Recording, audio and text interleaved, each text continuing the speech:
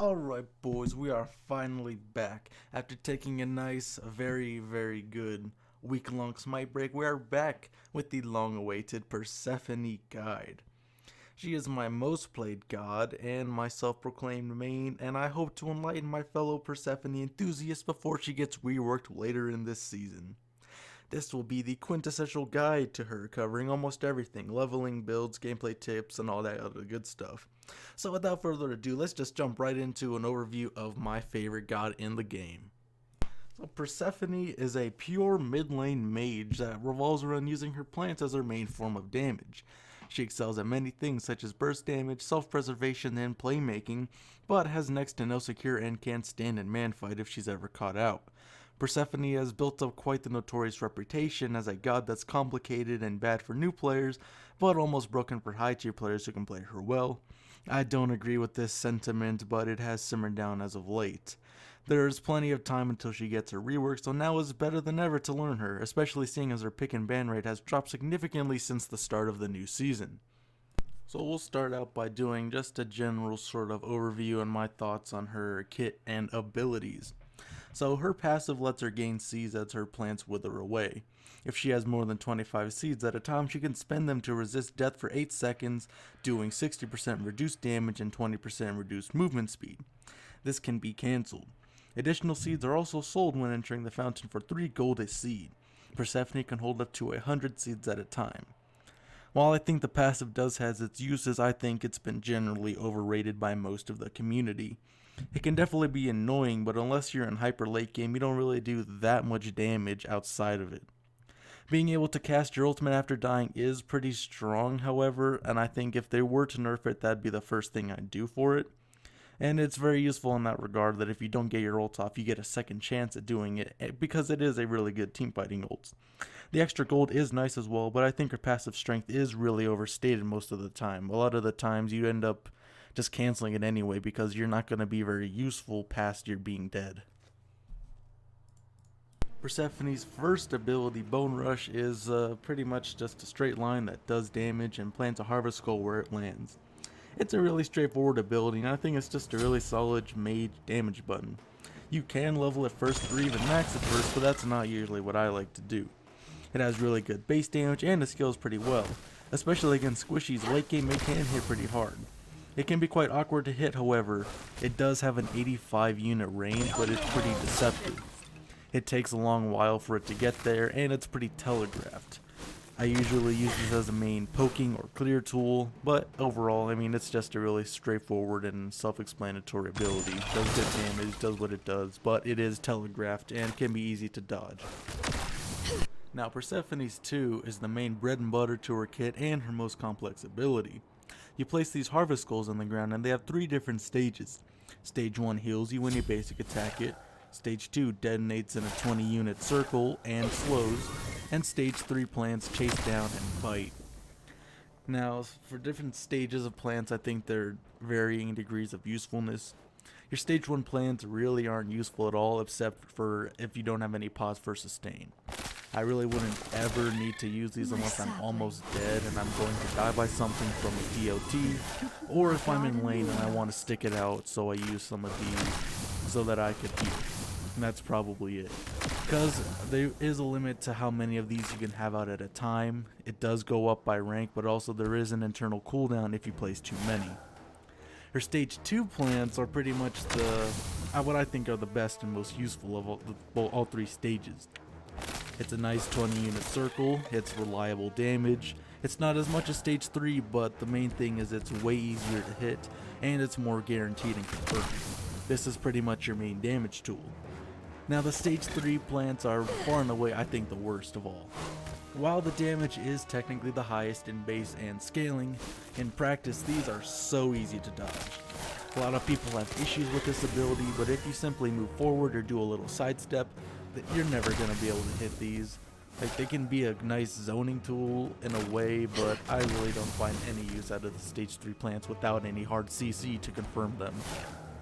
And Persephone's third ability is both part of her main damage and her escape at the same time, which is probably the reason why I think Persephone is a lot shorter range than most people would expect, given the range on her 1 and ultimate. So it's basic leap, it goes decently far, but it only goes forward and backwards. The main thing and how it ties into your damage is that it automatically ups your plant to the next stage. So if you have a stage 1 plant and you use your 3 over it, it's going to automatically detonate as a stage 2 plant. If it's a stage 2 plant, you'll automatically activate it as a stage 3 plant. Again, this is kind of why she's more shorter range, because a lot of your burst damage is tied to using this to detonate a lot of plants in one area. It also has a lot of more combo potential given the fact that after you use your 3 in any circumstance, the next cast of Harvest Skulls is going to be a stage 2 plant, which is the exploding one. I think as a movement and escape ability, it's decent, but you really have to take into consideration your positioning when you're using it for damage. I think it's a good ability, but you also have to be aware that it's damage plus your escape at the same time. Now we have her ultimate, Grasp of Death. Basically, you shoot out this giant ball that can either hit a god or an enemy, and then sprouts out all these little vines that will grab anyone who walks within range. The initial cage when it hits someone does damage, and will take 5 hits to take down, but if it hits a wall, only the tendrils will do damage, which is much less than the actual hitting someone with the main cage, and it will only take 3 hits to take down. I think far and away, this used to be one of the most frustrating parts of her kit, just because it's a really good teamfight ult, and you could have just blasted it at a wall and get a lot of use out of it. But now there's a lot more incentive to actually hit it on someone, because not only for the damage, but because it's going to last a lot longer. It's a really good teamfight tool, and I think you should be considering using it more of like a Kraken for Poseidon. Obviously you want to hit a 3-4 man ultimate with it, but you can really burst down and decimate any squishy if you catch them in the middle of the cage one-on-one. So for leveling order on these abilities, in my opinion, is pretty much your 2, 1, and your 3, and then your 4 whenever it's available. I really like starting out with the 2 just because you could plant some at red and then plant some in the wave and give yourself some pressure, which I think is pretty nice. There is an argument to be made that you can level the 1 first and max it first, but that's just not how I like to play. There was an argument, especially in last season, when you could do the purple boot start, but that isn't really a thing anymore, so I really just think leveling and maxing the 2, just because it's really your main damage tool and pretty much the bread and butter of your kit. And obviously your ult whenever. Getting more damage out of it is really useful. So when it comes to laning and early on in the phase, there's a lot of different ways you can play Persephone. Specifically, before level 3, you are not very good. As in, you're either going to have your 1 or your 2, and then you have to choose between getting your escape or getting more damage. And I really think it depends on a lot of different factors. I like to start the 2, so when I hit level 2, I can either go for the 1 for more lane clear, or I could go for the 3 for mobility and kill potential. And all of this really just depends on is how much health you have, how the flow of this early game's going, and what you're up against. If there's a really good early game assassin who's going to be looking to gank you early on, it's probably best to just go with your 3. If you're feeling confident or cocky and you really think you can push an advantage, you can go for your 1 and get from better clear, which means you have more pressure. But there's also the fact that if you start with your 3 second, you also have more kill potential because you could do a lot of plants and then have the auto germinated 2 from your 2. There's a lot of different ways you can go, and you can really play any sort of way with Persephone early on, especially in laning phase. She can push leads very well, but she also plays defensively very well. I think it really just matters on how your 3v3 is going to be going and what the flow of the game is. You can play her a lot of different ways. I like to play her aggressive, run in, and solo people. If you need to sit back in camp and only ult defensively, that's definitely an option too. She has a lot of variety, and there's no rush to get her to late game, but it is very helpful if you can do that, because she pushes leads very well. So now, team fights is where Persephone can really excel. She has a lot of big AoE, some big lines, and a giant ult that can grab basically the whole team. Now, this is where your positioning is going to be key. Positioning can make or break you as Persephone. You have to be positioned aggressive enough so that you can get good damage off the burst from your 3, but if you get followed through and they chase you down after you used your ult in your 3, you're pretty much just going to be dead on the spot. It really depends on how you're positioned during fights. It's very important. And also, it depends on where you've placed your plants previously. If fights are tending to happen more towards your plants and you can guide them around there, you have a much bigger advantage from a stray stage 3 plant going and hitting someone. Also, using your ults, you can get really big sways in the team fight if you hit a really good ult. But if you're getting jumped by an assassin or a solo laner, you don't have to feel bad about blasting them with the ult to peel yourself out. She's very self-sustainable. She can really hold her own and do things on her own and create her own kill potential and playmaking opportunities. She has a really big strength in team fights, especially in the jungle, because even if you miss your ult, you're still going to get value if it hit a wall near some people. Her strength lies in good team fighting, and you have to really be good at positioning and hitting your buttons if you want to be really good at killing people and participating in team fights as Persephone. This is one of her biggest strengths, and if you want to play it to her complete strength, you have to be good at timing with your 2 and using your 3 in the right way and in the right position. And when it comes to sieging, your job is kind of different depending on if you're on offense or defense. Because Persephone is a great defender. She does insanely well at defending phoenixes and towers and things like that. You can pre-plant all your plants and have them ready to go. You could blast your ult at a wall and get a lot of value. So ideally, if you're on defense, you don't have to feel too bad because you're Persephone. The hard part becomes when you're on offense trying to siege against a pretty good comp that's defending well. You don't really have a lot of leeway with how you could plant your plants, and you have to rely on free casting your ult and hitting someone, or hitting it on someone who's been hit by CC already. It really depends. Obviously, you'd want to have her on defense, but you don't want to be on defense. But the better you could play her on offense and the better you could push leads is very valuable because it's not something that she does very well. Defending on Persephone is quite easy and does allow for a lot of comeback potential if you're on the back foot. Again, she's a very versatile mage. She doesn't really peak at any certain point. She's just good all throughout, and this definitely holds up. You could lose during most of the game and turn things around very quickly if you get a good defense off. And some general tips regarding her and her entire kit. For her passive, you can cancel it, and any excess seeds that you have are gonna get sold, so that's some little extra gold, so that's pretty useful. Your 1 plants a harvest skull at the end of its cast, which is pretty nice because it doesn't cost any mana. And a nice little combo thing I like to do revolving the 2 and the 3 is after you use your 3, you already have a pre-pop stage 2 plant, but you can auto and then place it where you're autoing, and it's going to come out way faster and way more accurately than if you did it the other way. This is pretty key if you want to get your damage out more accurately and faster because it's pretty telegraphed and people can dodge it if you do it the other way. So if you're ever doing that, you can always jump out of base using your 3 and then have it ready. It's always auto first and then place the plant. It's just a lot faster and more efficient than doing it the other way.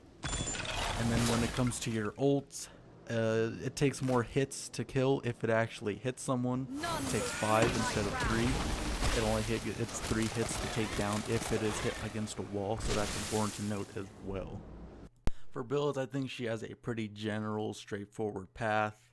Rod, Blue Boots, Deso, Soul Gem is pretty much your main core of items. When it comes to starters, you do have a little bit of variety though. You can put off going your starter and buying Sundering Axe, at least for this patch. But you also have the fact that you use Focus pretty well, so that's something. You could start Conduit Gem if you feel, or you could start Restored Artifact. Either one's fine, but you could really either go Gem of Focus or Sundering Axe, and you'll feel pretty good about it. For items outside of that, E-Staff is pretty good. You can go Soul Reaver still. If you need a defense item, Salve isn't too bad. Her build pathing really is just cut and dry, and when it comes to relics, it's just Beads Aegis. I mean, she really doesn't have too much variety. You can go Spear of the Magus, you can go Divine if you need it. Pretty much straightforward. A lot of items work well on her. She procs Soul Gem and Reaver well. She has a lot of variety, but I mean, based off of how items and mages are building right now, it's pretty just a straightforward Rod, Deso, Soul Gem, that sort of deal. Now for counters and favorable matchups, which is something I don't think people focus on enough. So for people who counter Persephone very well, there's the very obvious Awelish. Basically, cripples as well. So really anyone who could interrupt your 3 or make you not want to use your 3 is very key. Because pretty much a Wheelish really makes you wary during team fights or in laning because you can just pluck you out when you're trying to do your damage. I don't think people counterpick Persephone enough in my entire career of ranked. I think I've been counterpicked like 3 or 4 times by an Wheelish. It really nullifies you because you have to use beads, and if you don't have beads, you do not want to be using your 3 in team fights with a Wheelish around. And outside of that, cripples are really good because it takes away your main burst damage and your escape potential. People like Ares or Poseidon who can just run you down and cripple you and prevent you from actually doing what you want to do is very harmful. And when it comes to laning phase specifically, people who are able to chase you down and gank you early on are dangerous as well. People like Nike who can run you through after you jump feel really bad to play against. And when it comes to favorable matchups for you specifically, it comes down to pretty much anyone who does immobile or doesn't have any CC immunity in their kit. Gods like Ardio end up feeling horrible against you because if they get trapped in the cage, they're pretty much done for. Anyone who can't maneuver around very quickly or has to use beads or be forced to buy beads, specifically frontliners, you feel really good against. And another underrated aspect people don't really mention is Persephone's lack of objective secure. Being able to fight around objectives really well with a Scylla or a Giannis or someone who has really good confirm is really bad for you because your best way of confirming any objective is planting a bunch of your 2 around the fire guy or someone else and 3ing on it. That pretty much means your escape's going to be down. You used all of your damage on it, which isn't very good for confirm, and it's just really bad. Your objective play isn't very good as Persephone, and if you're not going to be fighting against her and winning against her one-on-one, you could really look to counter that with a good objective play because she doesn't perform very well. She's had a lot of counters, and I think people are realizing it more, but if you're up against stuff like a Wheelish, Poseidon, Ares, Scylla, you do not feel nearly as good as you'd want to. And that's about it for what I could tell you verbally for Persephone. A lot of what is going to make you better is pretty much just getting out there and playing her and getting the good feel for her. Getting used to the delay on her 1, getting used to the grow time on the 2, positioning well and knowing when there's a good time to use your 3, getting good at positioning your ultimate. All of that's just going to come with actually playing the god and getting in there on your own. Even for me, when I first started playing Persephone, I wasn't nearly as good as I am right now. I got a lot of kills and a lot of damage, but I died a lot and I wasn't really contributing out of me just getting straight up kills and not helping and assisting the team. Nowadays that's tempered a lot and now I have a lot of kills, I keep myself safe, and I have a lot of assists and a lot of damage to boot. So yeah, pretty much that's all there really is to Persephone. If anyone needs any elaboration, I could make a video or go down in the comments to answer anything regarding her.